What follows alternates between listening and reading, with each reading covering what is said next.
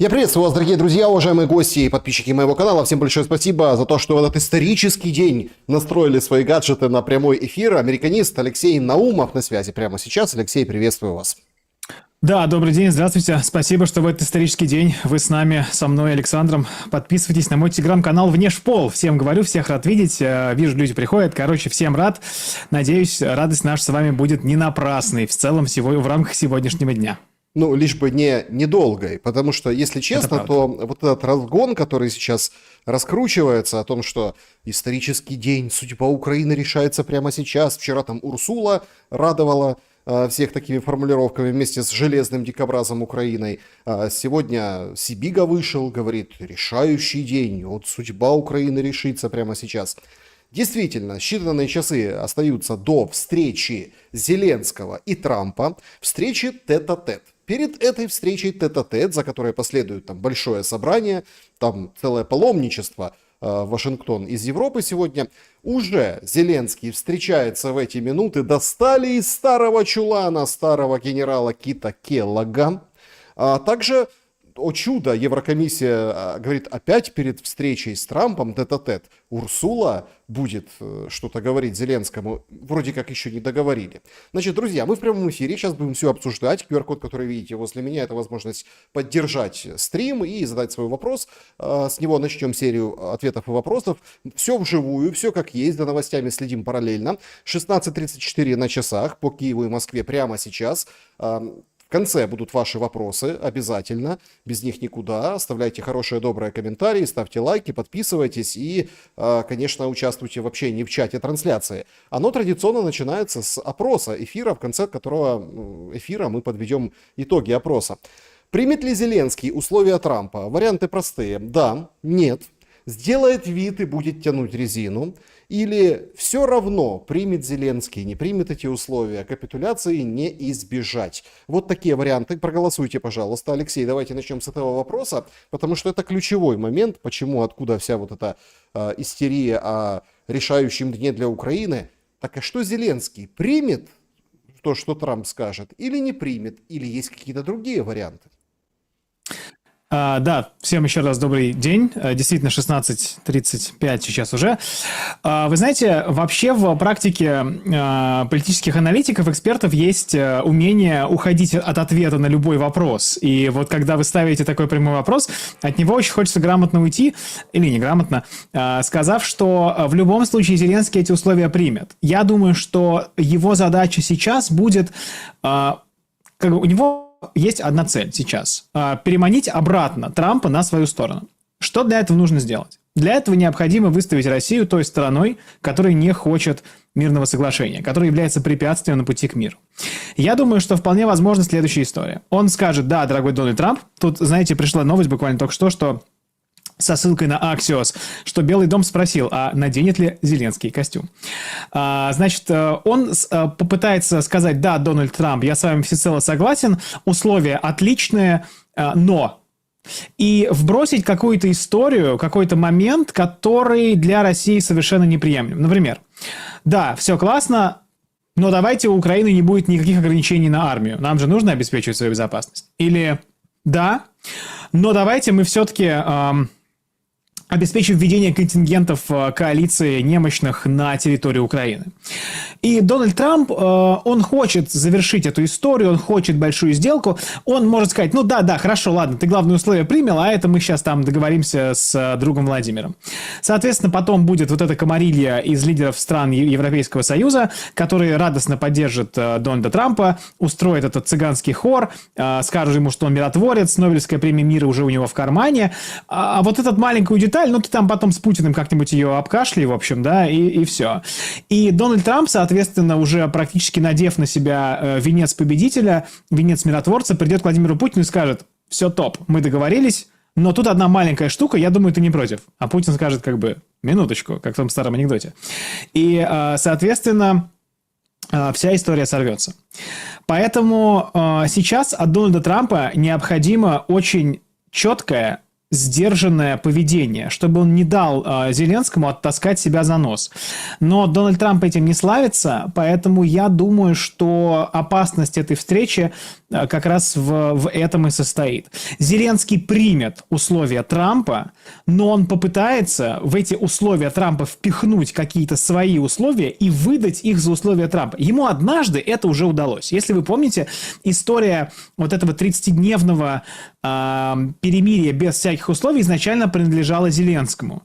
Или, помните, обсуждалось не так давно вот это перемирие в воздухе. Помните, это тоже был Зеленский, по-моему, в апреле. Он еще предлагал разделить перемирие на 3, как бы там, на воде, в воздухе и сухопутное. Сейчас и Ермак, и Зеленский, и все писали, что это идея Трампа. Смотри, как Россия не слушает Трампа. Смотри, какая они договороспособная. А Трамп это как бы, да, грамотная да? с их точки зрения, с их точки зрения история, да. Поэтому я думаю, что он попытается, как сказать, дипломатически подгадить немного этим условиям и туда вбросить некий, знаете, как говорят, у американцев есть выражение «бросить гаечный ключ в шестерни».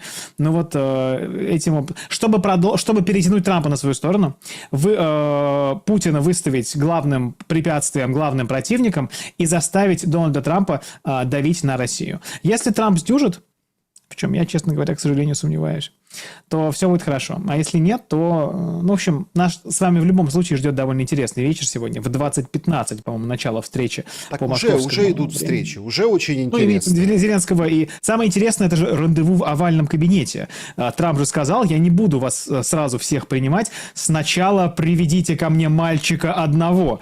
И тут еще NBC News, по-моему, сегодня сообщила, что Джей Ди Венс тоже будет принимать участие в этой встрече, а Джей Ди Венс же самый ярый критик Украины. Вот они там вдвоем-то этого мальчика, возможно, под орех-то и разделают.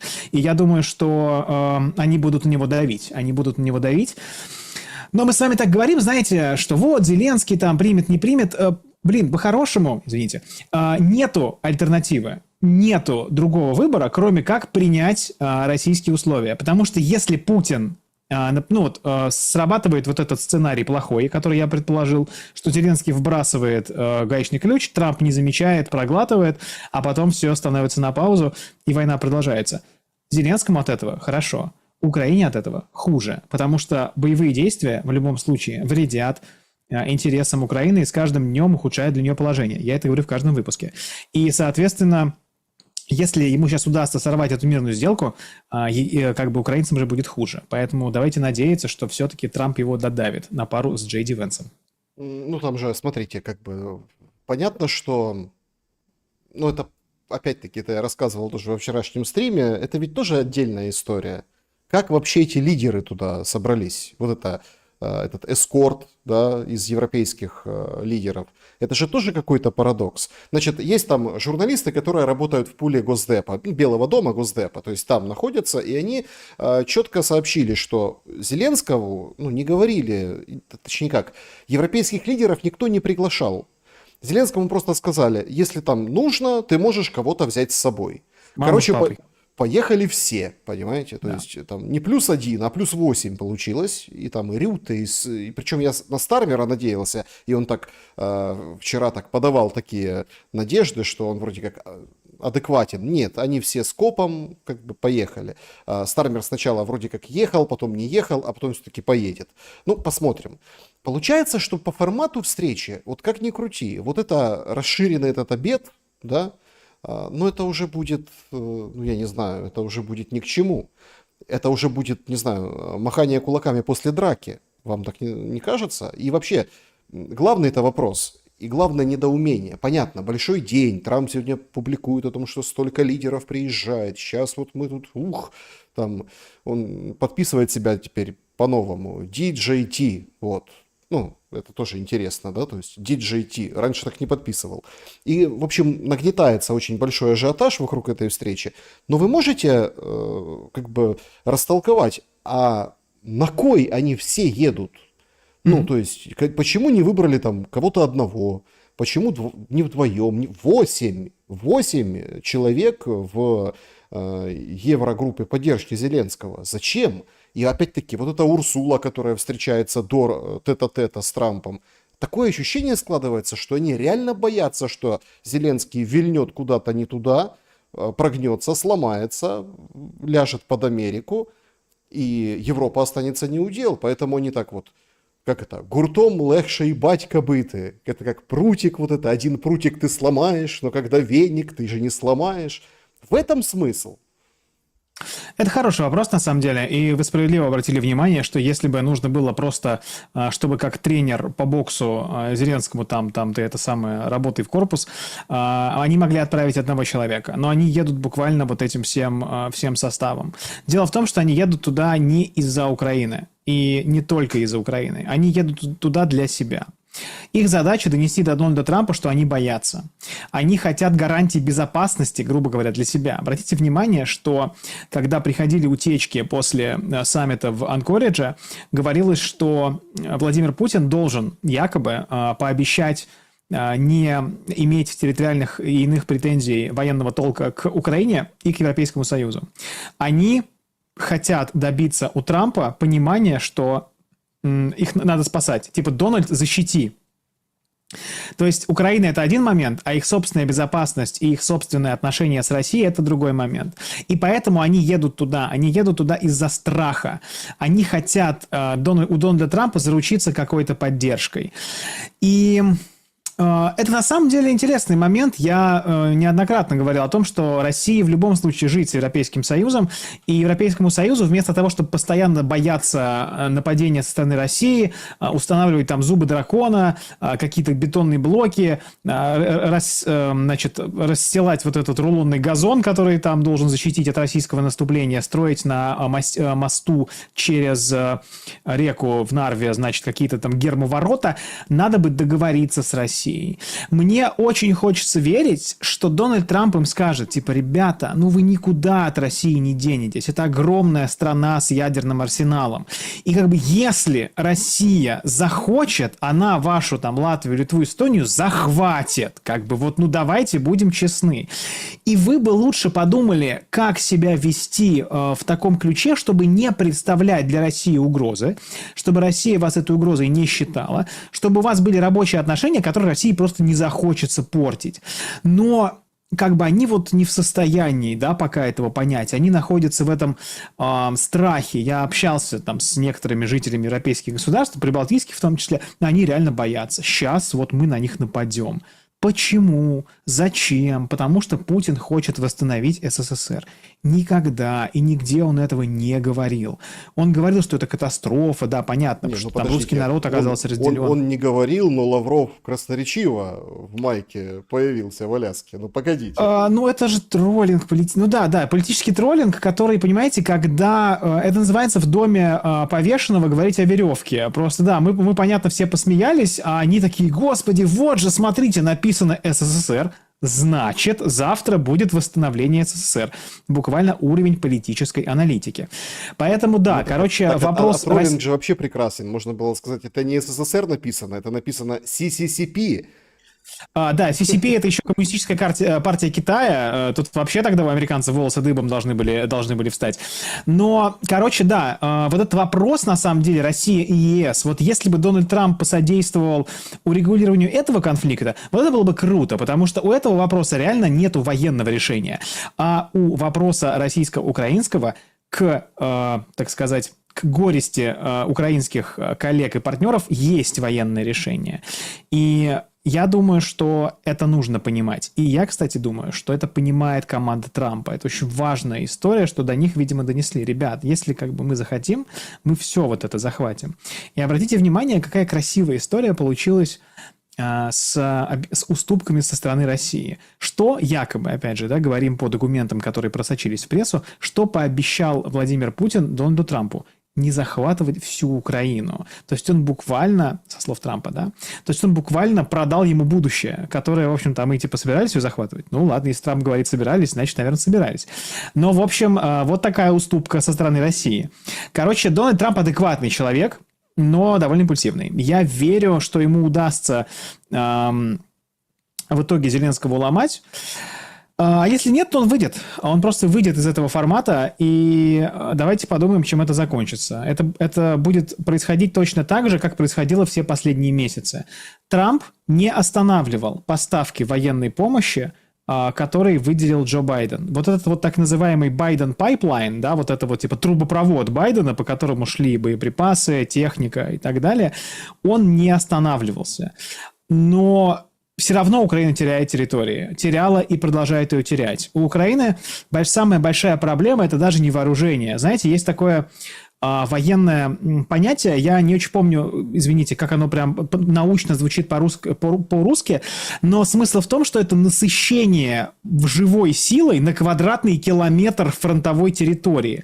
Почему стал возможен вот этот прорыв линии фронта, о котором говорили с прошлой недели? Потому что просто не хватает у Украины личного состава насытить линию фронта таким образом, чтобы предотвратить какое-то проникновение вооруженных сил России. И эту проблему не решить. То есть вооружение, даже если будет идти в прежнем формате, ни на что не повлияет. Живой силы как было мало, так ее мало и остается. И в любом случае мы видим, что это агония вооруженных сил Украины, агония вот этого вот политического режима. И, хорошо, ее можно продлить. У Украины есть прекрасная возможность ее продлить. Но будет от этого лучше Украине? Вот это не укладывается в моей голове. Просто я просто с кем не говорю. Я говорю, ребят, вы же видите, что Украина проигрывает с каждым месяцем. Вы можете сделать так, чтобы Россия дальше воевала. Вы понимаете, чем это закончится? Вы понимаете, Украина там на правом стоит деле. Политика так не работает. В политике побеждает не тот, чье дело правое, а у кого больше сил, больше оружия и больше политической воли воевать. И я понимаю эмоциональный аргумент, но эмоциональный аргумент в международной политике, и особенно в деле войны, не работает. Вот так. И все-таки, если мы вернемся к вот этому раскладу, есть такая версия, и мне тоже интересно ваше мнение по поводу этого. А что если... вы упомянули по поводу уступок России, да? То есть вчера Трамп пишет резонанснейший пост о том, что, в общем, прорыв переговорный по России, поэтому следите за новостями, сейчас вот все будет. Параллельным таким стереоэффектом вышли Рубио и Уитков. Причем, как ни пытались разложить вчерашнего Рубио, да, в интервью на, такой пропагандистский, проукраинский, проглобалистский манер, там очень сложно это получилось. Очень сложно. Потому что вроде как забросили, что вот какая же дилемма сейчас. Зеленский говорит о том, что нужно сначала прекращение огня, а потом все остальное. Витков и даже Рубио, да, хоть его там переиначили, переврали его слова, они говорят, что нет, все, позиция Америки изменилась. Давайте решать, заканчивать. Мир, прочный и мирный договор – это лучше, чем какие-то прекращения огня. То есть мы видим это концептуальное изменение. И такое очень фундаментальное и важное. Зеленский продолжает в этом формате двигаться, в том формате, давайте сейчас прекращение огня, а потом все остальное. Об этом говорят его спикеры, об этом говорит он сам. Это вот одна такая тема, прекращение войны или сразу мир. И вторая тема, это вот этот обмен территориями пресловутый. Когда Зеленский выходит и говорит, у нас конституция, мы там не можем, мы не торгуем территорией. В общем, нет. Трампу отказано. Хотя и Рубио при всей его филигранности речи, где можно зацепиться, и, Витков более понятно все изъяснился, да, вот по поводу, он и не дипломат такого уровня, да, не такая у него позиция, да, хотя тоже международная. Он вообще даже не дипломат. Ага. То есть обмен территориями, он будет, это четко говорят американцы, будет. И перепост Трампа о том, что, простите, пожалуйста, но... если сейчас не договориться, то дальше вы потеряете еще больше земель. Но это, наверное, тоже очень показательно. Что вы думаете по поводу мирных соглашений и прекращения огня, вот этой дилеммы, вот этого расхождения? И, понятное дело, обмен территориями, как видится, вот что известно. И вообще американцы понимают, как это брать и менять что-то на что-то? И что они предложат Зеленскому? Вы знаете, на самом деле, особенность исторического момента любого, мы живем с вами в нашу историческую эпоху. Мы меряем в грани возможного и невозможного тем, что мы видели. Но на самом деле, если мы посмотрим в не такое далекое прошлое, то вообще обмен территориями и оставление территорий, которые не заняты вашими вооруженными силами, это совершенно нормальная распространенная практика, была во все времена. Особенно когда страны не считали себя нациями, а когда там какие-то земли были владениями тех или иных князей, королей или императоров. Но сейчас, в эпоху национальных государств, как будто сама земля является нацией, как будто бы каждая пядь земли священна, и ее никоим образом нельзя отдавать. Но на самом деле, как бы, почему нельзя? Ну, вполне можно. Давайте разработаем механизм. Кто хочет, может получить паспорт, кто не хочет, может уехать. Собственно, как с новоприобретенными российскими регионами было, да? Каждый мог в целом интегрироваться в российское политическое сообщество. Вот, поэтому я думаю, что эта история возможна. Но давайте подумаем. Это, кстати, это против всего, что говорится сейчас в медиа. Зачем Владимиру Путину соглашаться на отказ от части Херсонской и Запорожской областей в обмен на Донбасс, когда, в принципе, он может получить и то, и то? То есть я на самом деле сомневаюсь. Я полагаю прекрасно, что могут быть возвращены те части Сумской и Харьковской областей, которые забирались в рамках создания буферной зоны. Но как бы есть Конституция российская, и там написано, и в отличие от... Понимаете, апелляция Конституции – это красивый, на самом деле, прием. Вот Зеленский говорит, типа, у нас есть Конституция, и потому мы... никак не можем отдать территории.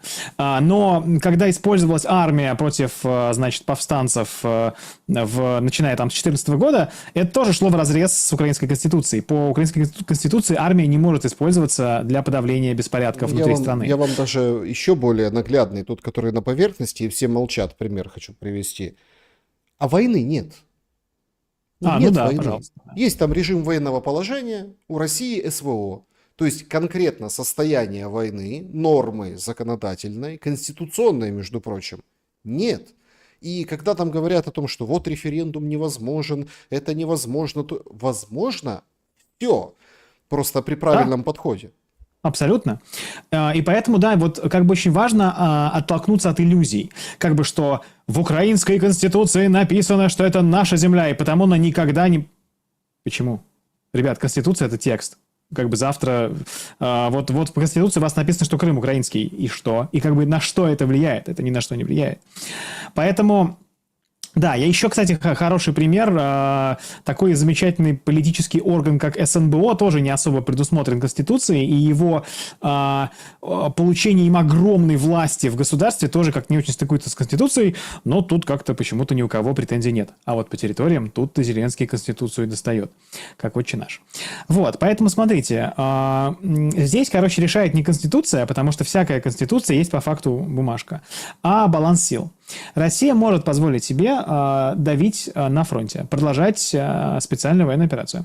И, соответственно, вроде как резона отказываться от Херсонской и Запорожской областей на самом деле у российского президента нету. Почему-то ходит в прессе вот эта вот не утка, а якобы слив, что получает Россия Донбасс, а в обмен отказывается идти в наступление дальше в Херсон-Запорожье. Не знаю. То есть, если посмотреть на картину довольно объективно, у России нет причин от этого отказываться. Россия может получить все. Зачем ей от чего-то отказываться? Вот. Да, я думаю, что возможен возврат частей Сумской и Харьковской, но, наверное, это максимум. Поэтому, если бы вот говорить про мой прогноз, я, честно говоря, сомневаюсь. Я думаю, что, кстати, прикольная история, вот, о которой мало говорится, и это, кстати, главная штука, которая была в Аляскинском форуме, саммите, прошу прощения, это гарантия безопасности. Давайте подробнее об этом, потому что вчера Витков выложил как бы карты на стол. Но он не такой опытный, как Рубио. Там, если Рубио, в принципе, сказал все то же самое, но таким птичьим дипломатическим языком, я об этом уже говорил выше, что там действительно надо вот так вот сидеть и читать. Просто у нас же как политики же мельчают. Имеется в виду европейские вот эти все, синтенки, вот эти все там, да, вот эти аналитики. Ну, ужас, короче. Ну, вот если разобраться. А люди старой школы, такие, которые, они берут текст политика, перекладывают их на бумагу, то, что он говорит ртом, и вычитывают. Вот Уитков видно, что он человек попроще, да? То есть, если в Рубио надо вчитываться и расшифровывать, разбирать, то у Уиткова все просто. Так вот, некая пятая статья. Ну или как бы это не пятая статья, но это что-то подобное пятой статье. Какие-то эти страны, они, и США, самое главное США, что если повторное нападение на Украину, то тогда, конечно, они будут считать, что это на них напали. И это раз, это как бы пряник для Украины. То есть Украина защищена будет вот этим неким аналогом пятой статьи. А второе, это некое законодательство, которое делает невозможным будущее нападение на Украину и, внимание, на Европу со стороны Путина и Кремля. Вот это, кстати, тоже очень интересный вопрос. Аналог пятой статьи и какое-то законодательство, которое не позволило бы напасть в будущем на Украину и на Европу. Что вы думаете по поводу этих двух вещей? Как я говорил, всякая конституция – это просто как бы документ, написанный на бумаге. Если он не подкреплен силой государственного принуждения внутри страны и силами государственного принуждения снаружи, да, то есть армией. Соответственно, всякие гарантии безопасности есть не что иное, просто как бумажка, опять же, которая должна быть подкреплена военным могуществом и должна быть подкреплена политической волей. Если Великобритания, например, или какая-нибудь другая страна, там, Соединенные Штаты, очень сильно хотят воевать за украинскую, с точки зрения Украины, территорию, что им мешает делать это прямо сейчас? Почему сейчас британские командос не могут войти на территорию Украины? Потому что на это нет политической воли. Потому что они понимают, что это война с Россией, они к этой войне не готовы. Поэтому в гарантиях безопасности можно написать буквально все, что угодно. Поскольку когда придет необходимость эти гарантии исполнять, страны могут просто отказаться. Страны могут сказать: извините, как бы перезвоните потом. Вот был Будапештский меморандум. Вот там, значит, тоже США, Великобритания должны были, значит, защищать целостность Украины. Ну и что, и где? Поэтому все эти разговоры про гарантии, они на самом деле довольно-таки бесплотны и бесплодны. Я думаю, что эта бумажка будет получена Украиной, где будет сказано, что если на украинскую территорию нападут, тогда гаранты безопасности. Тут, кстати, я вполне верю, просочившись информацией, что Российская Федерация заинтересована видеть Китайскую Народную Республику среди этих гарантов, тогда они соберутся для обсуждения и будут думать, что делать. Но, опять же, захочет там Великобритания воевать с Россией. Если захочет, то и так можно воевать с Россией. Для этого даже повод не нужен. Поэтому это нужно для успокоения, что называется, украинского общества. Я хотел бы остановиться отдельно на гарантиях безопасности. Уитков сказал, что это буквально главный прорыв, что Российская Федерация не соглашалась раньше на гарантии безопасности со стороны США, а теперь она согласилась. И это большой прорыв, который американская сторона считает большим достижением. Давайте посмотрим документ от 2022 года, который называется «Проект Стамбульского соглашения». Статья номер 5 как раз говорит там о том, что Украине предоставляются гарантии безопасности. Среди гарантов там, в частности, да, вот Россия, там есть список стран, которые вроде как были согласованы. Россия хотела туда включить Белоруссию, Украина хотела туда включить Турцию. Но суть в том, что там буквально вот этот механизм прописан. Вообще, если мы посмотрим статью 5 Североатлантического договора, статья 5 тут, статья 5 там. Это разные статьи 5, но они как бы в одном и том же. То в них сказано, что в случае нападения, это натовский договор, сейчас смотрим, что в случае нападения на одну из стран все немедленно собираются и начинают консультации. Там как бы не сказано, что это гарантия вооруженного ответа. Соответственно, мы видим, что такая же история предлагалась уже Российской Федерацией Украине в рамках вот этих Стамбульских соглашений. Я не думаю, что России есть смысл от этих Стамбульских соглашений отходить. И поэтому я думаю, что то, что на этой личной встрече в Анкоридже было российским президентом презентовано Дональду Трампу и Стивену Уиткофу, что ими воспринимается как невероятный прорыв и достижение, является лишь воскрешением вот этого самого формата, который уже был предложен России в рамках стамбульского формата. И здесь, опять же, вопрос, как конкретно будет реализована реализовано эти гарантии безопасности. Я думаю, что чего быть не может. Вот воевать за Украину американцы, британцы, французы, немцы, как не стали сейчас на официальном уровне, так и не будут ни в каких гарантиях безопасности. Я знакомился с предложениями нескольких американских think-танков, да, мозговых центров, научно-исследовательских институтов, если говорить, значит, по-советски. И там есть, например, такое предложение. Базис, я думаю, что в качестве базиса может быть использован. Смотрите, Украина заинтересована в получении мощных вооружений в случае, значит, российского вторжения.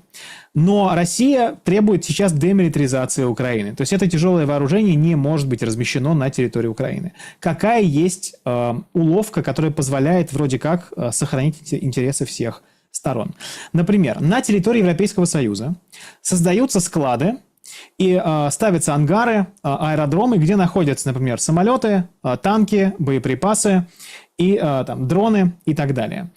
На этой базе, на этих базах находится многонациональная наблюдательная группа, которая включает российских представителей обязательным образом. Российских? Российских в том числе, да, то есть всех там, американских, британских, французских, российских, китайских, индийских и так далее. И, соответственно, они все следят за тем, чтобы это вооружение не передавалось украинской армии и не поступало на украинскую территорию.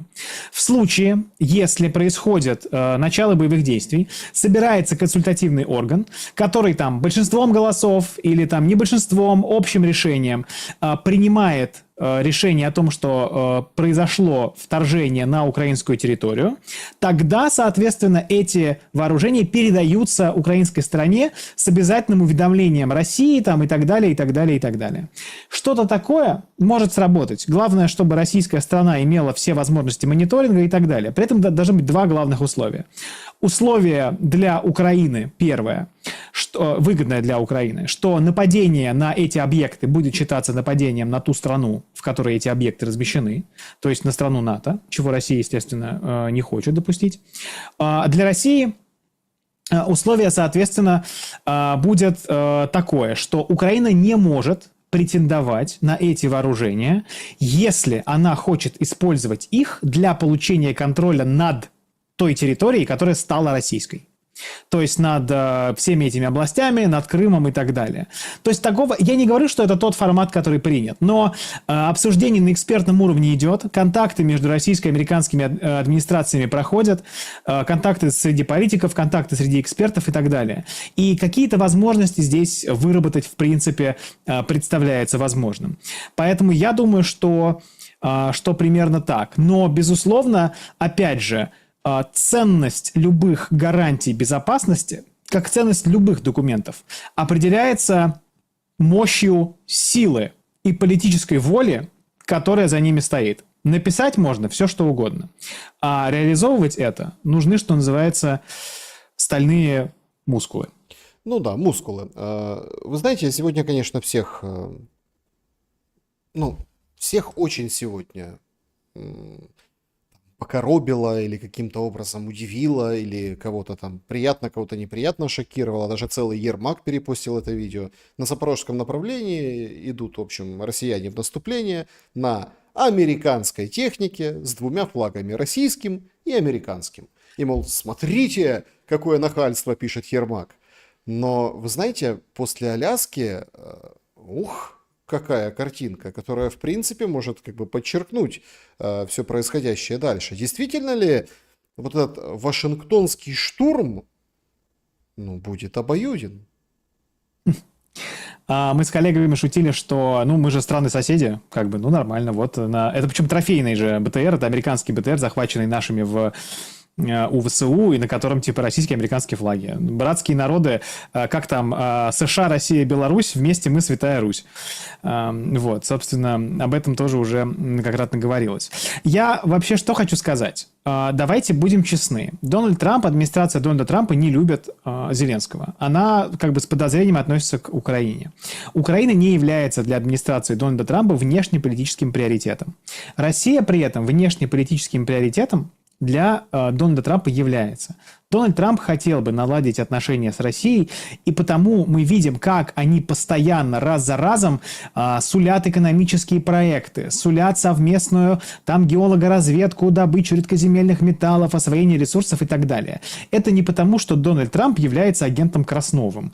Я не знаю, является он агентом Красновым, но дело в том, что еще при администрации Байдена, а до этого при первой администрации Дональда Трампа, вполне официально было сформулировано, что основная внешнеполитическая задача США – это противостояние Китаю. Но раз за разом американская администрация одной ногой утопала в Ближнем Востоке и всей этой израильской проблеме, другой ногой она сейчас утопла на Украине. И, соответственно, мы видим, что они хотят сдвинуться дальше. Пит Хексет, министр обороны США, тоже недавно встречался с европейскими коллегами и говорил им, типа, Азиатско-Тихоокеанский регион, нам надо двигаться туда, мы будем сокращать свое военное присутствие в Старом Свете, на европейском континенте. Так что да, как бы есть имманентный, постоянный интерес США к нормализации отношений с Россией. Потому что Россия является большим важным игроком, экономическим, политическим. Вот Марко Рубио оправдывался, когда, что вы там Путину красную ковровую дорожку стелили. Ну, извините, говорит, это большая страна. У Владимира Путина огромный ядерный арсенал под контролем. Как бы нам нужно что-то с этим делать и нужно взаимодействовать. Мы же воевать-то не будем мы. Поэтому, да, внешнеполитическая ценность Украины оказалась довольно сильно раздута за последние несколько лет. Украина, являясь, не маленькой восточноевропейской страной, раздулась в масштабах буквально до какого-то мирового гегемона. Поскольку понятно, что конфликт украинский был прокси-войной в значительной степени между США, между демократической администрацией Джо Байдена и Россией. Но вечно так продолжаться не может. Вот в прошлый наш разговор вы озаглавили фразой «Украина сдувается», что она как бы сдувается до истинных своих масштабов внешнеполитического международного влияния.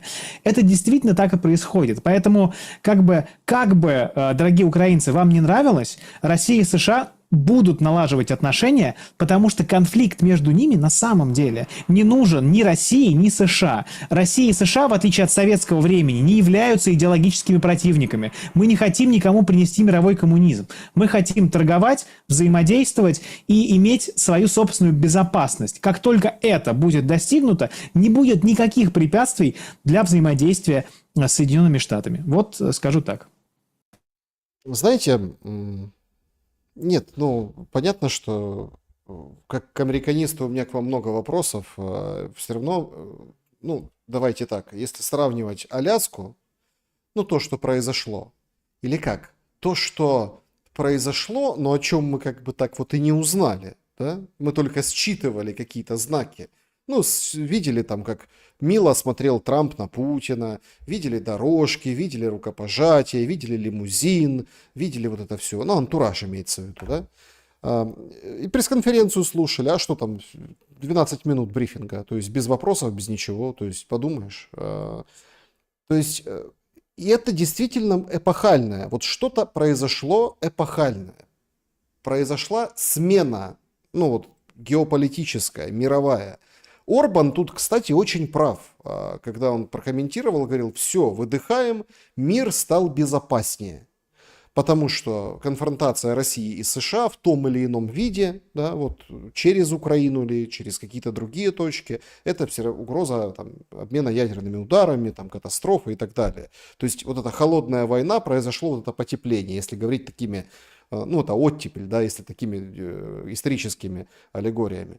Разрядка международной напряженности был такой. Да. Разрядка, да. Понимаете?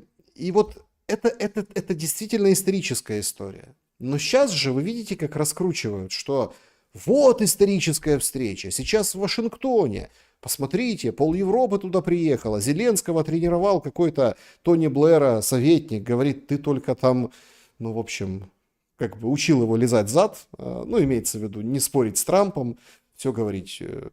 уступать, хвалить его, в общем, и потом мягко попытаться в своих интересах. Короче, понимаете, неоднократно происходила подмена подмена понятий и затирание одного другим. Мы видели попытки западной прессы подзатереть исторический саммит на Аляске, и вот мы видим, сейчас будут выпячивать вот этот. Мол, это главное событие переломное, а не вот то. Но все-таки похоже ведь, что то главное событие. Исходя из того, что встреча закончилась раньше, чем положено, да, вот обеда этого не было, да, но все высказались определенно довольны встречей. Исходя из того, что пишет Трамп, о том, что если бы по итогам переговоров Америки отошел бы Санкт-Петербург и Москва, и пол России, европейской Ленинград части. Он написал. Ленинград, советский человек, что, Ленинград. В общем, даже если бы эти города достались Америке после этих переговоров, все равно бы написала глобалистская пресса, что Трамп очень плохие переговоры провел. Что с этим делать и куда все может вынырнуть? Потому что у Трампа сейчас есть два пути. Посидеть, собрать этот сабантуй, они там пообедают, покушают, поговорят. То есть, кто будет кивать и делать свое? Кто будет тем Васькой, который слушает доест? Трамп или вот эти гости? И, собственно, что мы услышим и что мы увидим на практике? Тут я вижу в комментариях, мы онлайн, пишут: Алексей, ну елки, порадуйте прогнозом. Вот у меня абсолютно практические вещи, они сейчас могут быть прогнозируемыми в политическом, геополитическом плане? Да, конечно. Вы знаете, вот эта вот тренировка Зеленского перед встречей с Трампом мне напомнила песню Высоцкого про инструкцию перед поездкой за рубеж, что будут сводку и дебаты, отвечай: нет, ребята, демократы, только чай, от подарков их сурово отвернись, у самих добра такого завались. Конечно, на самом деле дело ведь не в том, что в рамках этой встречи будут приняты какие-то судьбоносные решения. Вернее, эти решения, они не зависят от того, что произойдет за закрытыми дверями. Все, мне кажется, на самом деле довольно легко объясняется объективными наблюдениями, объективной картиной. Смотрите, у Европейского Союза нет того, что нужно Трампу. То есть у него ничего нету вот как бы в кармане, что он может достать и сказать: Дональд Трамп, ты хочешь вот это? Мы тебе вот даем, а ты в ответ поддержи Украину. Европейский Союз находится в унизительном, подчиненном положении перед Дональдом Трампом. Ярчайшее свидетельство этого унизительного положения – это та самая торговая сделка, которая была заключена не так давно, которая предусматривает, что американские товары едут в ЕС без пошлины, а европейские товары едут в США с пошлиной.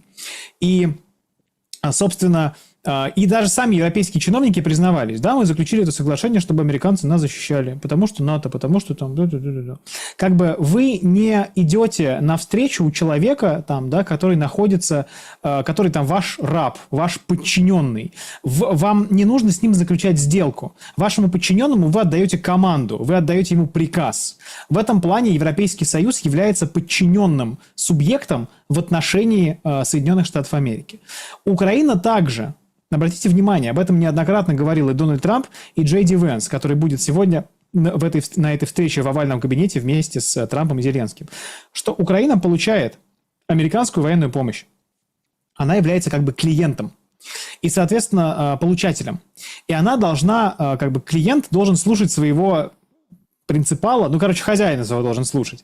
И поэтому Дональд Трамп будет там говорить, что он хочет и что ему надо.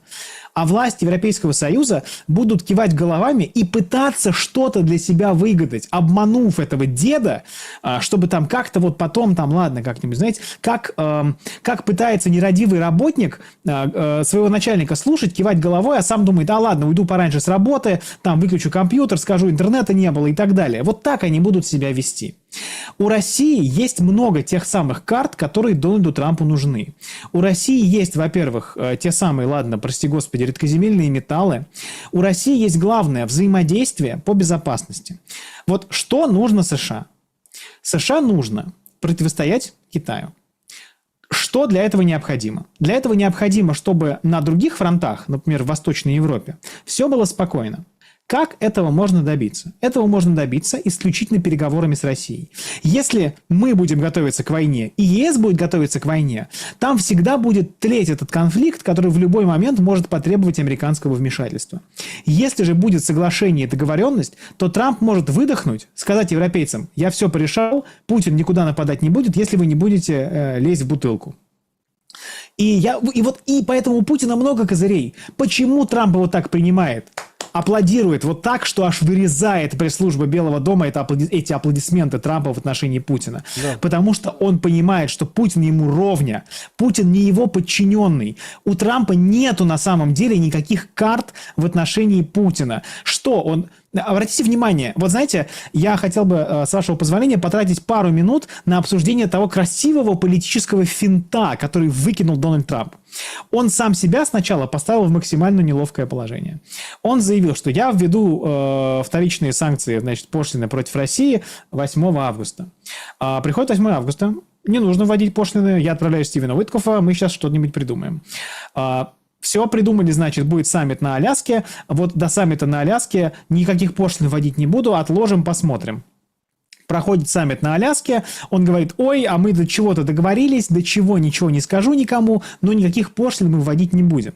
То есть Трамп сам себя как бы за волосы вытащил из неудобного положения, в которое он себя поставил. И секрет здесь не в том, что он боится вводить пошлины, что он как бы опасается.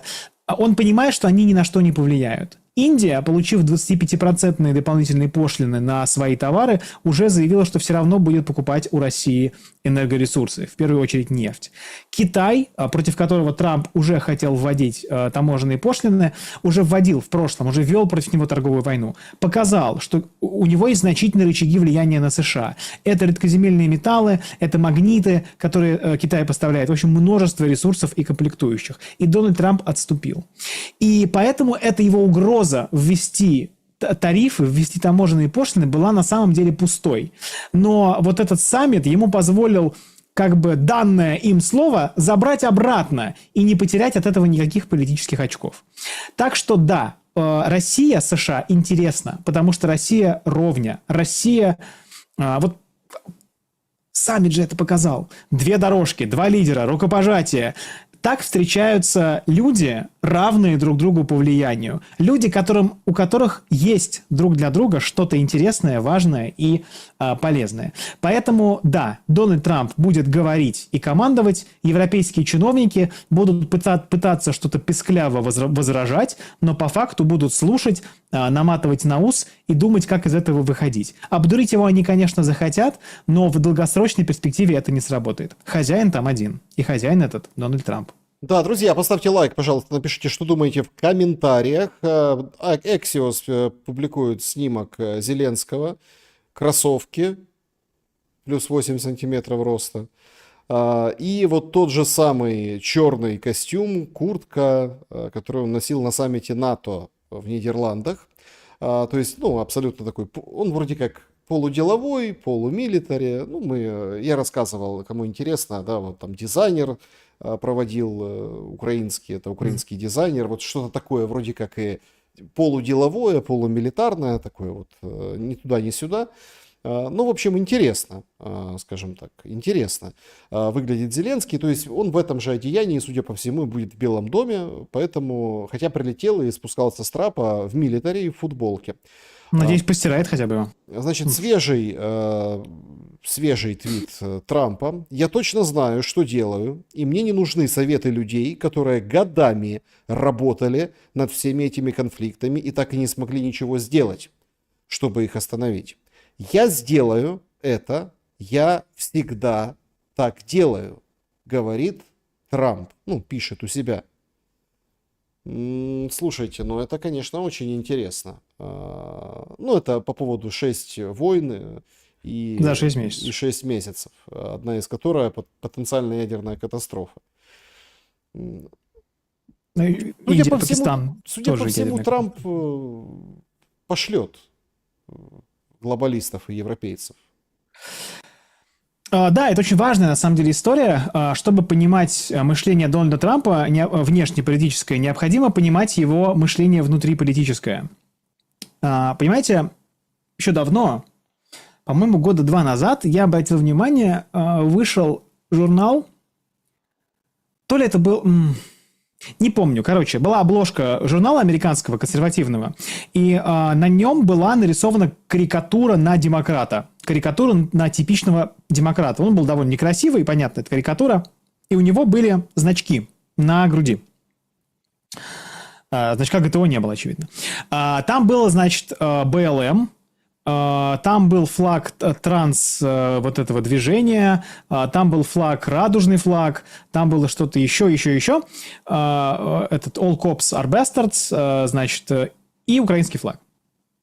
То есть однажды украинский конфликт, изначально имевший двухпартийную поддержку внутри США, поддержка Украины изначально, если помните, была тотальной. В США все поддерживали Киев. Но со временем поддержка Украины стала частью демократического вот этого нарратива. Все вот эти вот люди, которые за все хорошее против всего плохого, они стали ассоциироваться с поддержкой Украины. И тогда начался вот этот разлом. Республиканцы все больше и больше отходили от поддержки Киева, потому что, во-первых, там какой-то коррумпированный режим, никакой свободы, телемарафон, они вообще непонятно там что делают. Зеленский вообще с Трампом, на самом деле, у него уже ужасные отношения. Из-за Зеленского был дважды у Трампа импичмент, и в целом понятно, что он его терпеть не может. И вот этот раскол постепенно увеличивался. И, соответственно, Дональд Трамп, почему он говорит, что при нем бы этой войны не было? И обратите внимание, что Владимир Путин отдельно остановился и сказал: да, я думаю, что при вас, Дональд Фредович, этой бы войны не было. Потому что с точки зрения Дональда Трампа Запад, демократы, использовали Украину для своих вот этих вот бесконечных войн, для того, чтобы попытаться утвердить американское могущество, американское преимущество на каждой территории. Все вот эти вот войны на Ближнем Востоке, это все не нужно Дональду Трампу. Он вообще хочет преследовать американский интерес, чтобы американцам было выгодно, сытно, светло, тепло и так далее. А вот эти вот ястребы, которые хотят распространить великую американскую идею, они для Дональда Трампа враги. И с точки зрения Дональда Трампа, его враги внутри страны, они за Украину. И поэтому для него борьба с вот этой украинской историей – это борьба в том числе с его политическими оппонентами. А уж с ними он, как мы знаем, не церемонится.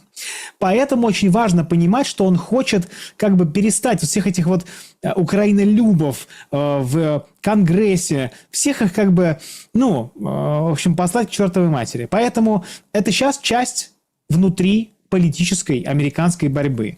И эту борьбу Дональд Трамп пока выигрывает. И он как раз хочет, в отличие от всех остальных президентов, которых он считает любителями войн и так далее, того же Джорджа Буша-младшего, который развязал войну в Ираке и Афганистане. Помните ведь, да, писали, что по его распоряжению портреты Обамы и Джорджа Буша-младшего повесили там где-то, не около туалета, значит, на той зоне, которая невидима обычно глазу. То есть он их не любит. Он считает, что вот он принесет мир. А эти люди, которые хотят войны, которые хотят тратить американское могущество на свои какие-то цели, вот они за Украину, и они проиграют. Поэтому для него это личное, и это важно понимать.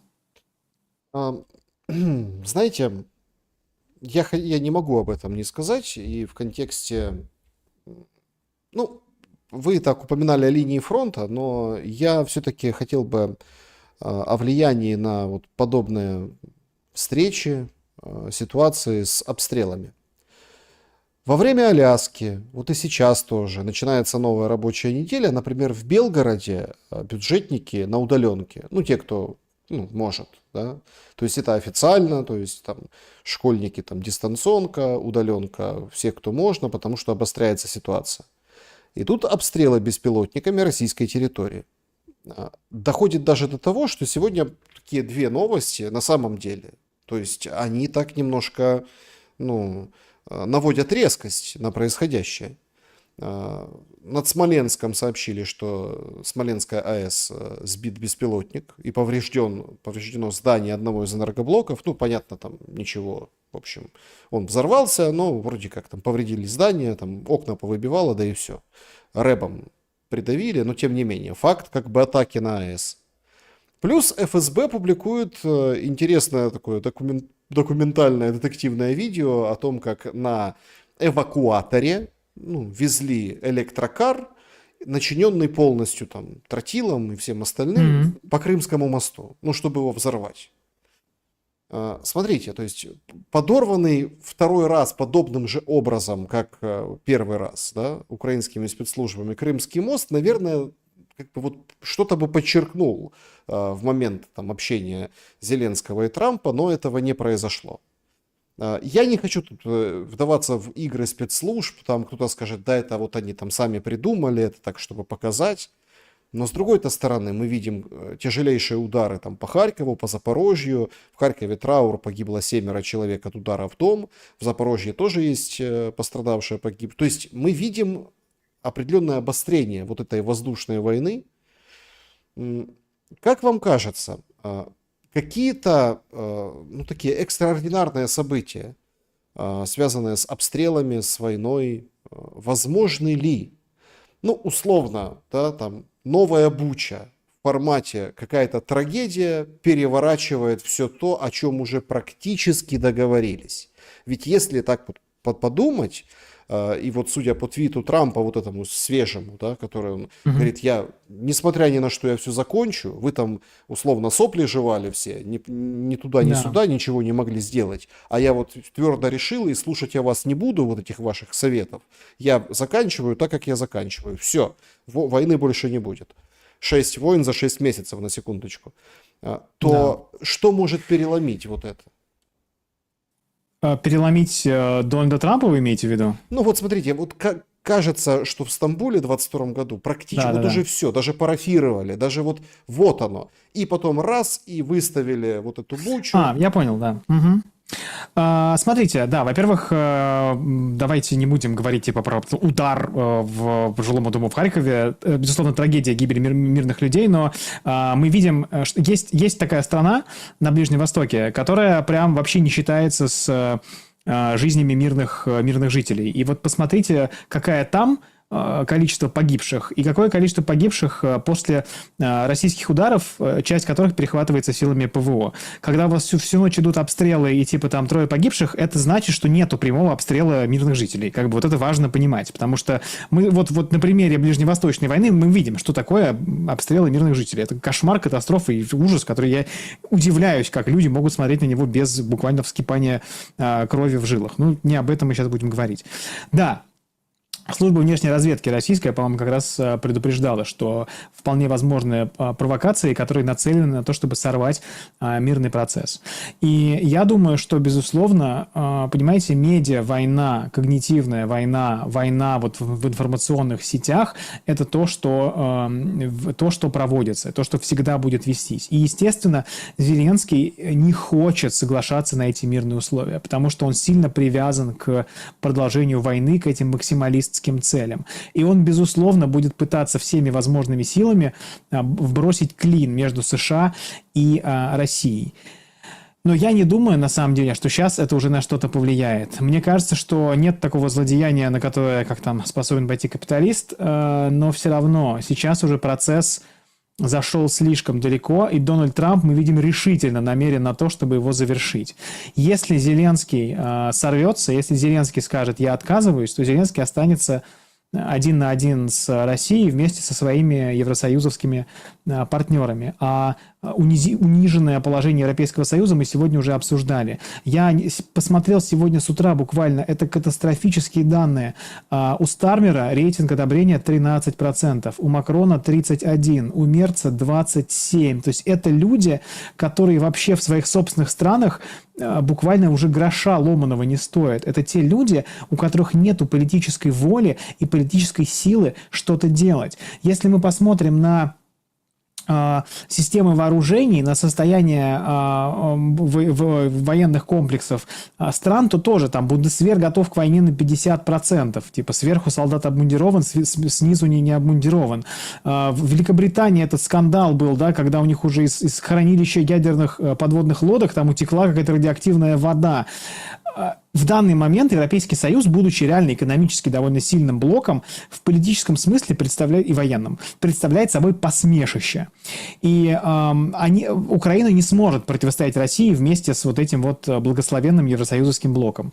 Поэтому я думаю, что, к сожалению, возможно все, в том числе самые ужасные и грязные провокации, потому что нету на самом деле в политике по факту ничего невозможного. Люди готовы ради политических целей на самые страшные и низкие поступки, но они не повлияют на итоговый результат.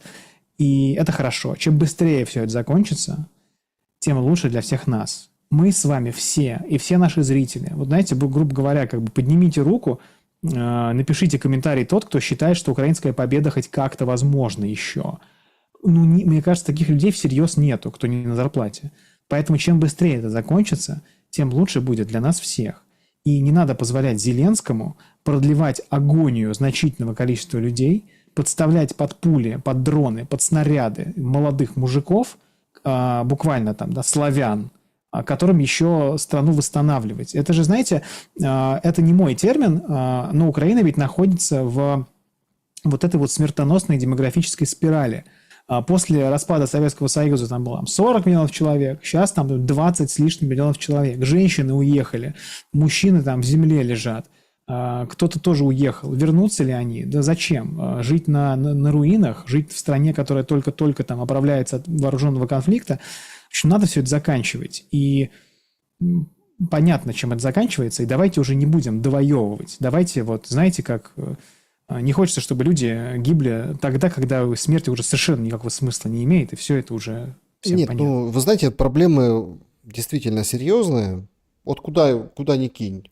То есть мы видим сейчас, что есть определенные там, модные штуки, которые пытается продвинуть Зеленский через Свириденко, это новый премьер Украины. И в каком плане?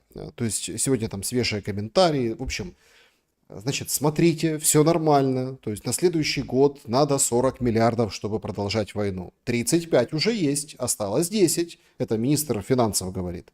Премьер-министр говорит, вот до конца недели мы там что-то разработаем, разрешим выезд до 22 лет.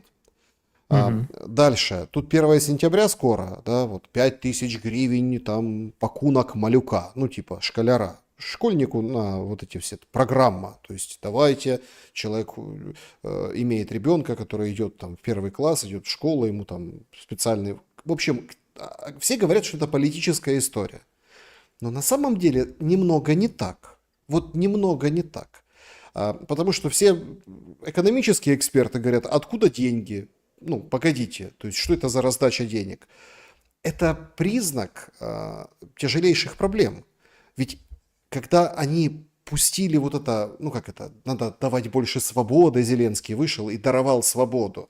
То есть постановлением Кабинета министров ограничили на время военного положения твою свободу конституционную. А Зеленский дает, как крепостное право. Но тут даже не в этом подтекст. Это означает, что это колоссальная проблема. 17-летних увозят на раз-два. Мальчиков за границу, и они просто, наверное, увидели реальные цифры, не только там, что люди говорят, в соцсетях пишут, там, общаясь друг с другом, а реально посмотрели на заполненность последних классов школы, выпускных, и они это поняли. Они кинулись, а детей увозят из младших классов, то же самое. То есть это как реакция на какую-то проблему. Они видят там ТЦК, вот сейчас пишет... Генштаб, что вот в следующем году будет больше добровольцев, чем... Они поняли, что это мобилизация. Просто они пытаются криво это как-то сказать, и вот эти все проблемы, как-то вот выдавать за какие-то благостные решения. На самом деле никто ничего не дает.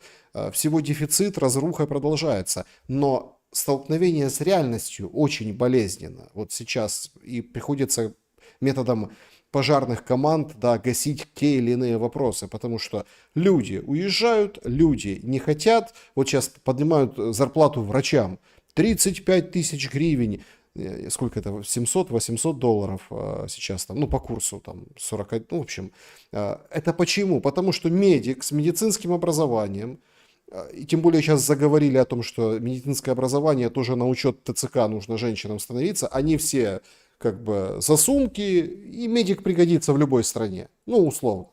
И он там на хлеб себе заработает. Да, если он нормальный врач или там нормальный, ну, представитель медицинской профессии. То есть и они понимают, что нужно что-то делать, добавлять зарплаты, выпускать, чтобы возможность была приехать, уехать. Это действительно то, что вы называете словом агония. А, У меня вопрос вот в завершении, чтобы эту встречу, да, потому что она сейчас впереди, там сейчас часа 3 будут разговоров, потом сколько они там поговорят с Трампом. Бильд, например, вчера писали, опасались, что повторится овальный кабинет, то есть когда там Венс, они опять поссорятся, ну вы поняли, то есть, да, вот это вот что-то произойдет. Такое, там один English, да, написал, что ой, про клоуна невежливого, если себя так поведет Зеленский, получит отпор. Есть такое мнение, что Зеленскому может быть предложено под гарантией безопасности. Там быть, не знаю, сниматься в Голливуде, ездить по миру, хорошо жить, сохранять себе и своему окружению, своей семье и безопасность, и статус, и деньги. Уйти. Уйти. И передать власть Верховной Раде, там будет правительство национального единства, они оформят все под выборы, дальше переизбрание, ну и, соответственно, параллельным курсом мирный трек. Вы верите в такое развитие событий? Ну, смотрите, безусловно, украинская нация, украинское государство никуда не девается. Понятно, что сейчас нация находится в процессе угасания. Угасания, которое ускоряется, во-первых, гибелью значительного числа молодых мотивированных людей на фронте. Я думаю, самые мотивированные погибли уже в 22 году, да, те, кто стояли в очередях в ТЦК. И, безусловно, люди увозят мужчин, увозят мальчиков. Почему? О чем это говорит? Это говорит о том, что для людей сохранение жизней и благополучия их близких является более важной задачей, чем сохранение украинского государства в тех границах, в которых оно находится по Конституции Украины. Соответственно, украинский народ свой выбор сделал.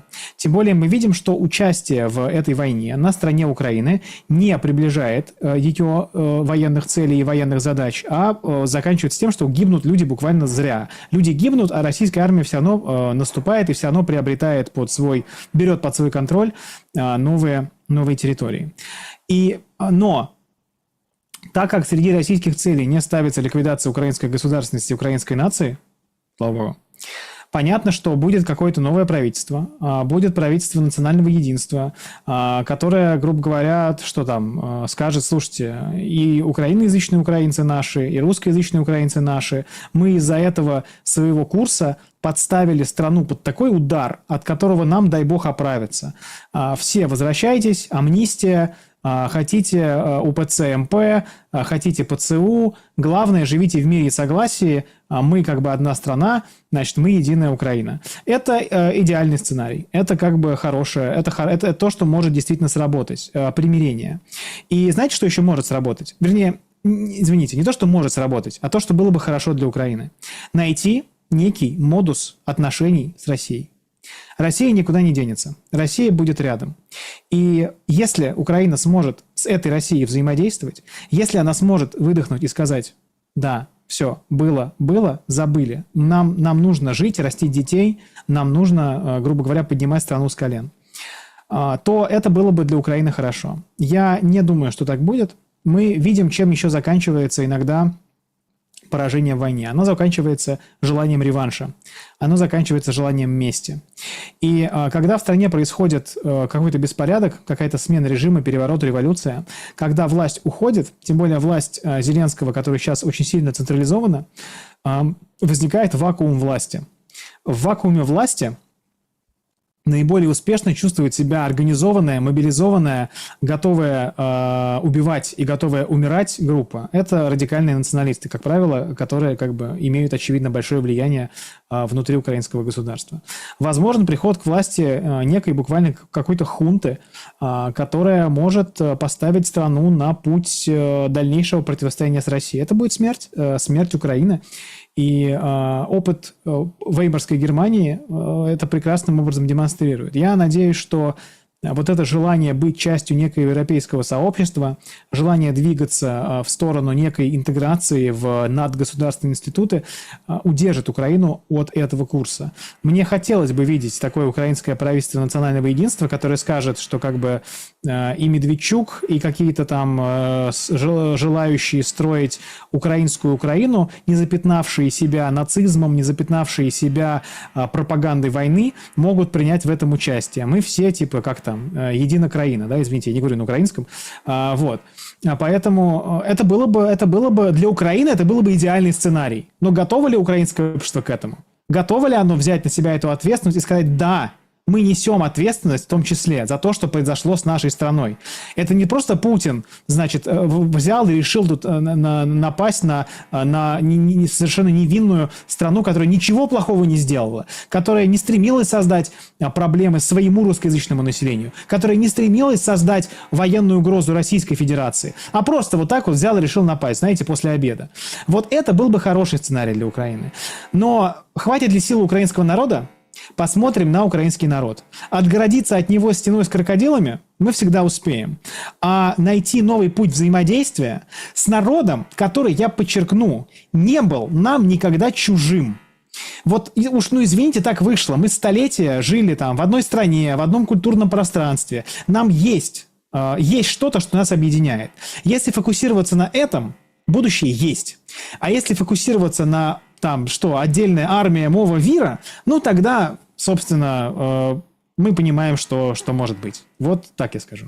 Да, друзья, всем большое спасибо, что ставите лайки. Подписывайтесь на Алексея Наумова Внешпол. Алексей Наумов, его телеграм-канал, ссылка в описании обязательно будет. Подведем итоги нашего сегодняшнего опроса и перейдем к вопросам вашим из сообщества YouTube и чата трансляции. Поэтому готовьте, пишите свои вопросы прямо сейчас. Спасибо большое, у нас больше 14 тысяч человек. Вот каждый второй поставит лайк и будет вообще замечательно. Давайте, сделайте это, как говорится, прямо сейчас. Значит, примет ли Зеленский условия Трампа? Значит, 12% считают, что да.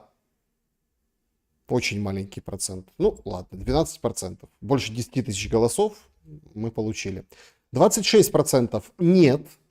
И 26% все равно капитуляция неизбежна. Ну, вот так. То есть примет и все, не примет и все равно. Ну и 37% считают, что сделает вид, что принял, ну и будет тянуть резину. Спасибо большое за то, что проголосовали. Как вы можете прокомментировать эти результаты, Алексей? Ну, пожалуй, что как бы нету как бы глобального же перевеса, правильно я понял? Я сейчас на слух воспринимал, нету перевеса в опросе. В итоге нету, как бы, больше половины решительно говорит, что будет так или иначе. Понимаете, вы ставите вопрос, на самом деле, довольно интересно, типа, примет он или не примет. По факту неважно, примет он или не примет, разрешение будет одним и тем же. И, что называется, вам как, по-хорошему или по-плохому? По-хорошему соглашаетесь, по-плохому вам объяснят, как бы, где надо, на линии фронта. Поэтому от хореографических выходок Зеленского многое не поменяется. Исход ясен, исход будет один, и это будет мир во многом на российских условиях. Не нравится? Надо было в Стамбуле соглашаться на то, что вам предлагали. Тогда бы и регионы, которые вы считаете украинскими, были бы украинскими. И погибло бы гораздо меньшее количество людей. И политическое будущее, и демографическое будущее украинского народа было бы гораздо более радужным. Спросите, для чего 3 года, для чего, даже 3,5, черт возьми, с марта 2022 года шла эта война. Чтобы сейчас, как бы, вы поняли, да, что называется, нужно было объяснить по-плохому. Вот, извините, эмоционально, но тем не менее. Короче, исход в любом случае будет один, чего бы там Зеленский из себя не изображал в овальном кабинете с 2 крепковатыми американцами, Трампом и Венсом. Спасибо. Значит, что известно сейчас? Ну, опять-таки, нам показывают видео боевого запуска и испытаний украинской крылатой ракеты «Фламинго». До 3000 километров летит, и около 1000 килограмм, скорость 950 километров в час. Красиво все. Правда, Арабские Эмираты, там концерн такую же ракету запустил. В общем, понятно, откуда это фламинго. Из Совпадение? Ну да, из Ближнего Востока. Розовый фламинго, дитя заката. Ну, тоже это о чем-то говорит в контексте переговоров. И пришли еще новости о том, кто будет, так сказать, в составе разговора с Трампом, как говорится, при свидетелях. Значит, во встрече Зеленского с Трампом примут участие Венс, Рубио, Уитков и Келлог, сообщает русская служба BBC со ссылкой на источник в Белом доме. Может, все переиграется, еще там пару часов осталось. Слушайте, Витков и Келлог на 1 гектаре, вы представляете? Ну, хорошо, да, 4. Я думаю, знаете, на самом деле, в чем история? Зеленский думает, что Келлог – это его союзник. И действительно, Келлог был Дональдом Трампом назначен для того, чтобы умасливать Зеленского. И сейчас, как бы, грубо говоря, знаете, он как в каком-то детективе, значит, они придут в овальный кабинет, Келлог снимет маску и скажет: а вообще-то я американский чиновник, и что Трамп скажет, то я и делаю. Как бы ты думал, что я твой друг, а я на самом деле делал то, что мне было поручено. Поэтому я думаю, что его в 3 голоса, да, Трамп, в 4, Трамп, Венс, Келлог, Уитков, будут убеждать принять условия России. И я думаю, главный вопрос, который ему будет задан, ведь смотрите, мы же с вами занимаемся политической аналитикой. В политической аналитике, когда какое-то решение предлагается, первый вопрос, который задается: какая альтернатива? И вот тут, мне кажется, Зеленскому ответить будет нечего. Если он скажет санкции против России, усиление давления на нее, поставки новых вооружений, единый фронт США и Европейский Союз, вопрос для него будет: чтобы что? Каким образом, понимаете, украинская война со стороны Запада долгие годы велась по принципу: вот мы будем делать А, Б, С и Д, а там посмотрим, авось выгорит. То есть не мы будем делать А, Б, С и Д, чтобы получить там X, Y, Z и так далее, а просто вот просто будем вкачивать деньги и оружие и посмотрим. Посмотрели? Вот это, я думаю, будут с Зеленским делать 4 американских деятеля. Да, значит, переходим к вашим вопросам. Алексей, режим Блиц, чтобы больше успеть. Ну вот давайте, поехали. Из сообщества вопросы. Здравствуйте, Алексей, Александр. Вопрос касается не только гостя, Александра тоже. Однажды в одном из выпусков «Шума» заявил, что Шелест, это я, заявил, что денацификация термин некорректней, Украине нужна дезеленизация. Но дезеленизацию можно рассматривать как часть борьбы с радикальным национализмом. Даже если убрать Зеленского, нацбаты, радикальные группировки никуда не исчезнут и продолжат задавать вектор стране. Что вы думаете на этот счет? Да, спасибо за вопрос, частично и вам. Да, понимаете, никто не сделает за Украину работу над ошибками. Не предполагается создание оккупационной администрации, которая, значит, будет выявлять правосекторовцев и проводить с ними воспитательную работу, как, помните, Шурик проводил в, значит, фильме-то, да, вот. Поэтому украинскому обществу предстоит решать собственную судьбу. Вот вы позволите радикальным националистам взять власть в стране и бросить вас в очередную пучину несбыточной мечты о какой-то великой Украины от моря до моря, которая приведет к тому, что вам еще раз повыбивают все зубы. Позволите? Ну, тогда это будет ваш выбор.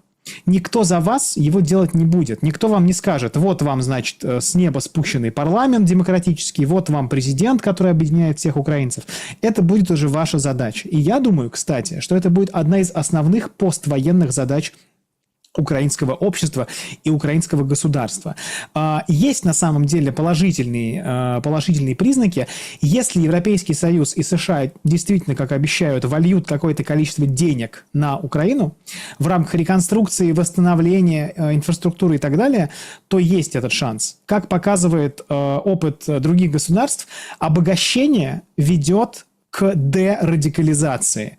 А если будет как бы нищета, ощущение проигранной войны, ощущение того, что Запад предал. Ведь как будет Зеленский защищаться? Он будет говорить: друзья, я был готов, мне Джонсон обещал, мне Байден обещал, обещали и кинули. Это все они, это удар в спину от этого Запада. Но мы сейчас выкуем новый меч и пойдем решим этот вопрос. Это будет очень популярная точка зрения. Ну, как сказать. Я все-таки, если добавить одну очень важную часть, смотрите, я поддерживаю эту мысль, что Трамп сейчас исполняет программу кандидата в президенты Зеленского 2019 года. Он посмотрел в глаза Путину. Он больше всех хочет закончить сейчас эту войну. Ну, вот объективно. Нет, Путин тоже говорит, я тоже хочу закончить, но, понятное дело, там, на своих условиях. То есть это очень важные моменты.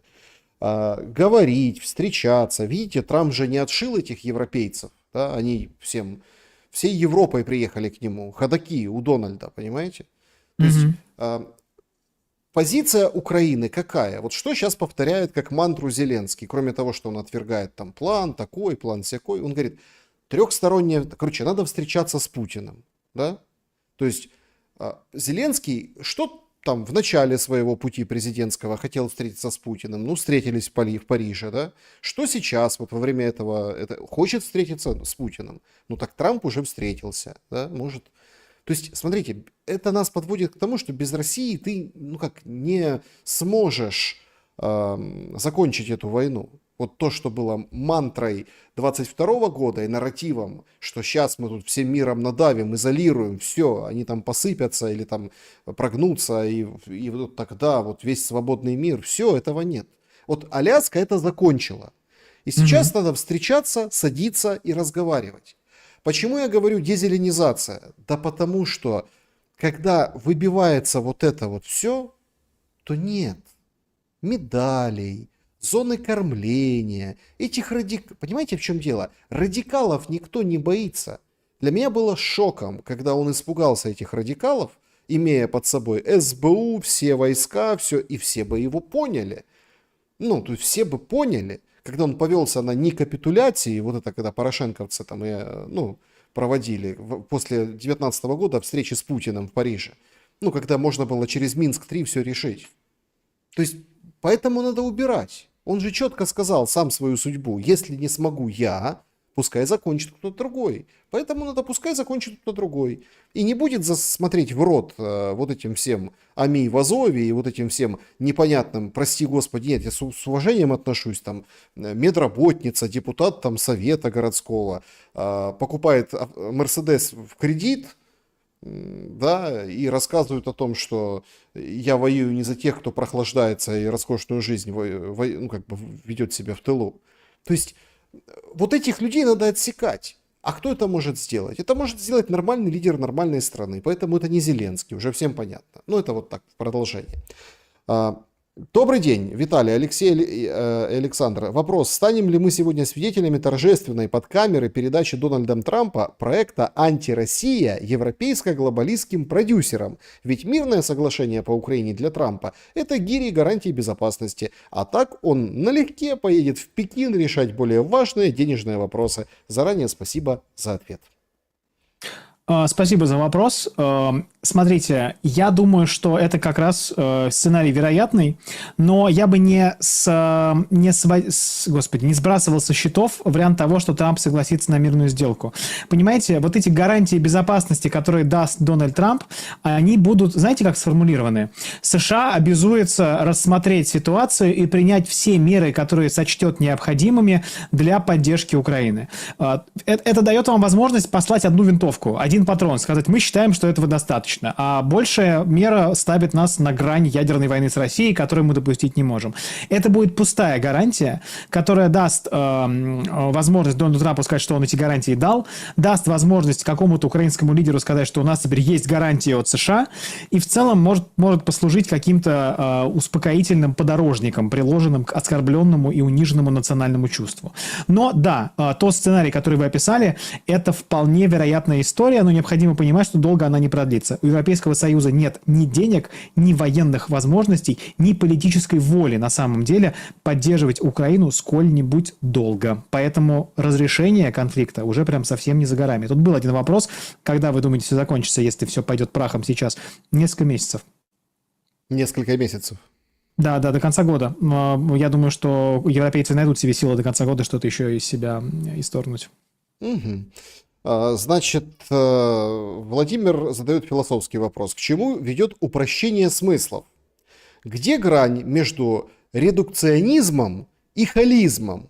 Является ли Германия образца 23 года жертвой упрощения смыслов?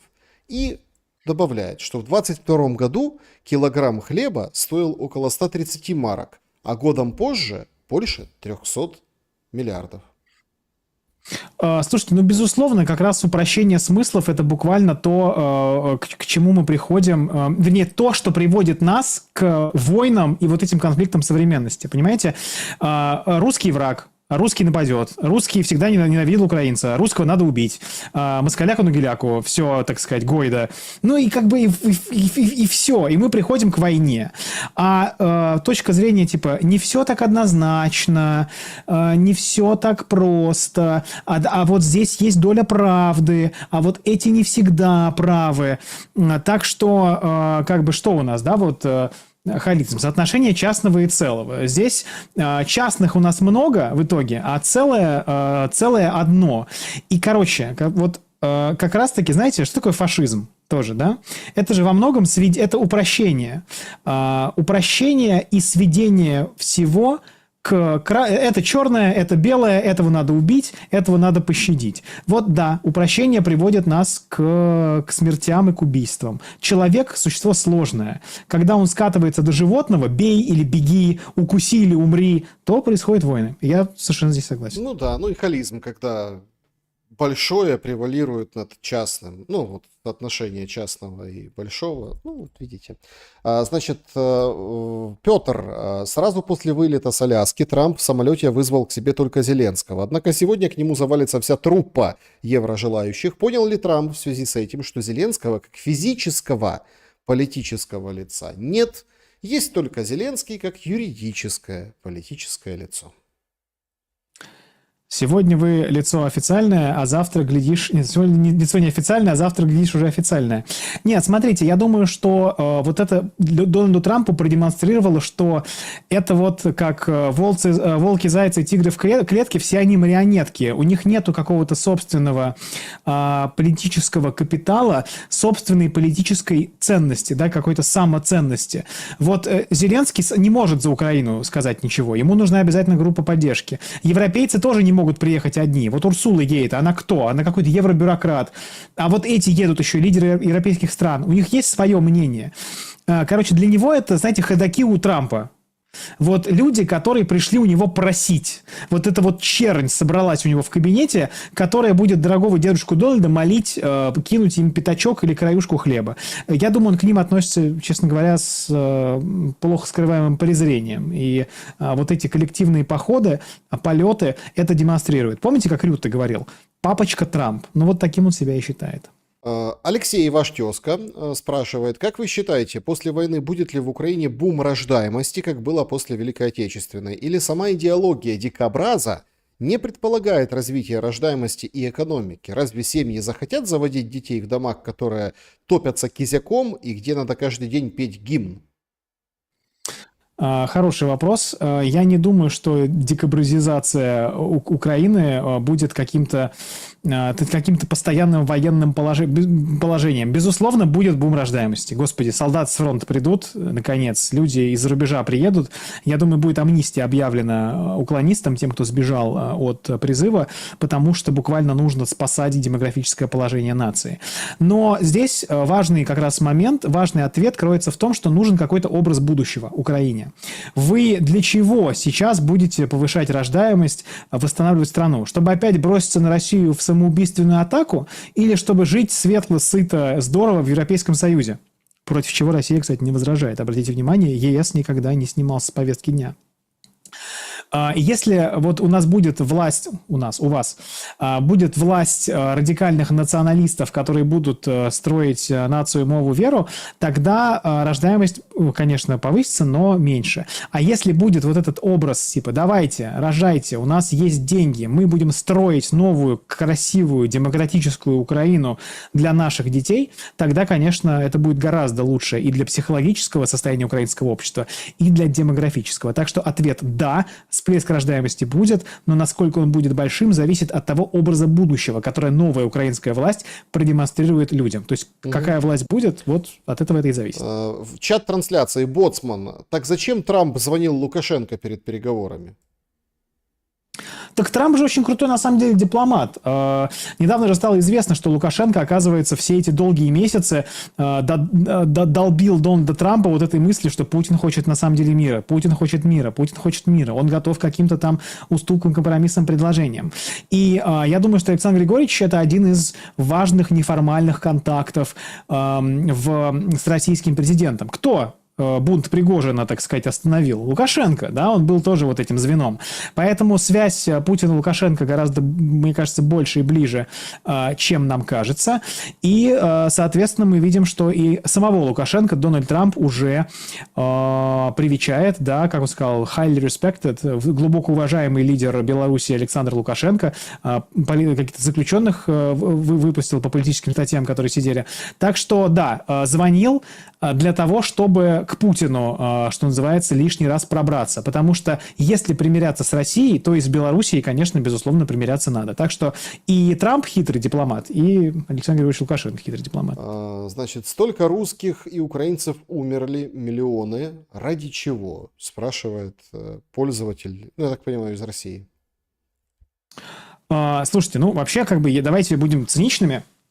Люди умирают для политических целей. Правители во все времена, во все эпохи посылают армию убивать и умирать ради политических целей. Политическое вообще это самая влиятельная штука в обществе. Вкратце, помните, я рассказывал, у Карла Шмидта есть это понятие политического, то есть вы можете быть там мужчиной, собирателем марок, рыбаком, охотником, и у вас может быть такой же ваш друг, рыбак, охотник и так далее, но потом выясняется, что вы из разных наций, разным политическим обществам принадлежите, и у вас война, и вы убиваете друг друга.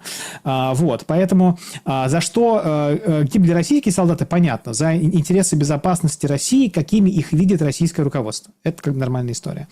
За что гибли украинские солдаты, ну, можно сказать, за независимость и за территориальную целостность. Вопрос, было понятно еще в 22 году, что сохранить территориальную целостность не удастся, а на независимость никто не покушается, как бы никто не предполагает включение Украины в состав России. Это вопрос, который украинское общество, я полагаю, задаст украинскому руководству и задаст Зеленскому. Буквально, ну, не трибунал, конечно, но какой-то суд истории будет над этим всем. Вопрос Red Monkey, пользователь. После встречи на Аляске не было обещанного обеда. Напомню, что во Вторую Чеченскую Путин тоже не выпил рюмку с генералами, сказав, что выпьет после окончания войны в Чечне. Нет ли здесь связи? Вау. Это интересный, так сказать, вопрос наблюдателя за историческими процессами. Смотрите, я думаю, почему не было обеда? Потому что в узком составе были достигнуты такие соглашения, которые необходимо дальше было обсуждать с Украиной и Европейским Союзом. Они не хотели обсуждать это, во-первых, в широком кругу. Какой смысл обсуждать экономическое сотрудничество, пока непонятно, что будет по Украине? И зачем сидеть и болтать на обеде о каких-то очень важных, чувствительных моментах, которые были согласованы в этом узком формате? Ведь и сейчас утекает очень мало. То ли Донбасс нужно Украине отдать полностью России, то ли будет заморозка по Запорожью и Херсону, то ли не будет. И вот чтобы не было утечек, чтобы не было вот этого обсуждения бесполезного в широком кругу, для которого не предназначаются эти условия. Вот для этого и не было обеда. Что касается Путина, который, да, обещал выпить, когда все закончится, ну, это красивая аналогия. Не думаю, что она прямая, но плюсик вам за красивую формулировку. Джокер Света спрашивает. Алексей, вы считаете, Украине быть или ее разберут на части? Быть. Я не думаю, что там... Я никогда не понимал, откуда взялся этот нарратив. Сейчас Румыния себе кусок откусит, сейчас Польша кусок Как откусит. откуда Медведев рассказывал. Уважаем Дмитрия Анатольевича, конечно, но я думаю, что даже если мы отнесемся к этому максимально серьезно, Европейский Союз не позволит своим странам, вот это сделать. Поэтому Украина, конечно, останется. Насколько она будет независимой и самостоятельной, это вопрос, но она, конечно, будет. В этом плане переживать не нужно. Друзья, всем большое спасибо за то, что посмотрели наш сегодняшний эфир. Алексей, я благодарен за этот такой первый раз у нас, именно вживую, пообщались со зрителями, пообщались друг с другом, и все в прямом эфире. Думаю, интересный формат, будем также встречаться. Благодарю за время и мысли. Да, спасибо вам большое, Александр. Спасибо, дорогие друзья, что смотрели. Мне очень приятно. Всегда очень важно быть в каком-то, мне кажется, прямом контакте. В конце еще раз бессовестно прорекламирую свой телеграм-канал «Вне шпол». И, до скорых встреч. Дай бог, сегодняшняя встреча в Белом доме, в овальном кабинете закончится к удовольствию всех сторон и к каким-то мирным результатам нас с вами приведет. Спасибо. Зеленский с Келлогом уже в футболочке, в черненькой. Кто-то говорит, это хорошо, кто говорит, не очень. Посмотрим, как принарядиться к встрече с Трампом. Следим за всей ситуацией и благодарим за то, что следите вместе с нами. Берегите себя. Всем добра и света.